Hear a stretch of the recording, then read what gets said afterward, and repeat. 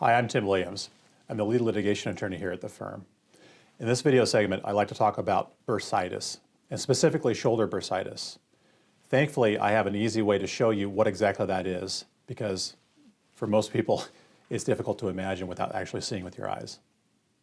So here you see an anatomical model of the shoulder, and we can rotate this around, but you can see there's the back of the shoulder, the side, this is the left shoulder we're looking at, and then the front.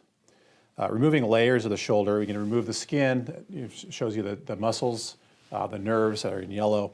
Remove some of the muscles. Now you're looking at the bony structure of the shoulder with the ligaments and whatnot up in there.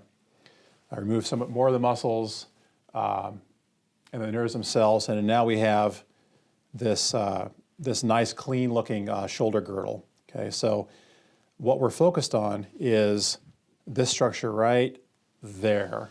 So it's a layer that lays over the top of the ball and socket joint itself. It's called the bursa. Okay, so the bursa helps with gliding motions. It helps keep allow the different surfaces to glide through without catching or rubbing or aggravating each other. So what can happen with the bursa, however, is if it becomes injured, particularly with a direct impact, it can swell, and the swelling then causes problems. So looking at the video now, again, we have the shoulder. This is now, okay, pause it. So the bursa is this little fluid-filled sac right here. It's called the bursal sac, or the bursa. Okay, and that's the portion of the shoulder we're really focused on here today, because again, if you have a direct impact to the shoulder, it can cause swelling, including within that bursal sac itself. We're going to see that here in a second. So it swells up, and it can swell up quite a bit.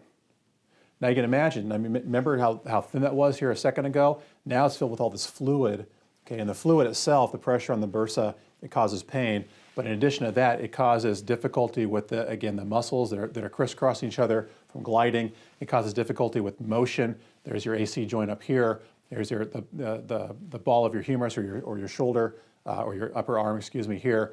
And you can see now that the bursa is filling up most of that space, whereas before it wasn't. Before it was allowing other structures to fill up that space.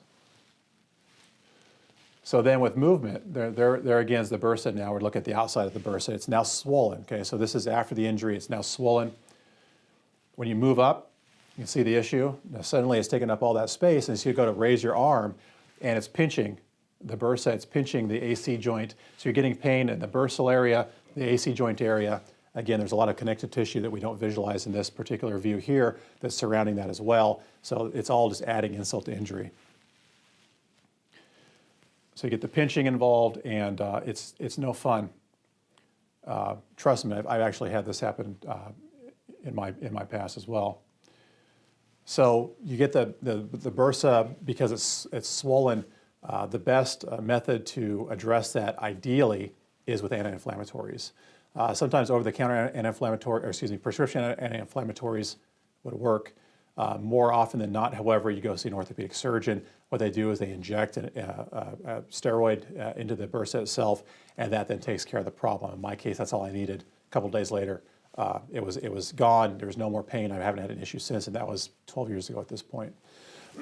More rarely, if the bursa doesn't respond to the injections, doesn't respond to the anti-inflammatories, the surgeon may actually open you up, go in there and take all or part of that out, just to remove the structure itself so that it's no longer swollen, it's no longer there, it's no longer taking up that room, and you can thereby gain additional motion through your shoulder and reduce the pain level, ideally to zero. So that's the long and short of a bursal injury and some of the options available for treatment. If you've been injured and need help, Dwyer Williams Churkos attorneys will get you the settlement you deserve. Experience gets results.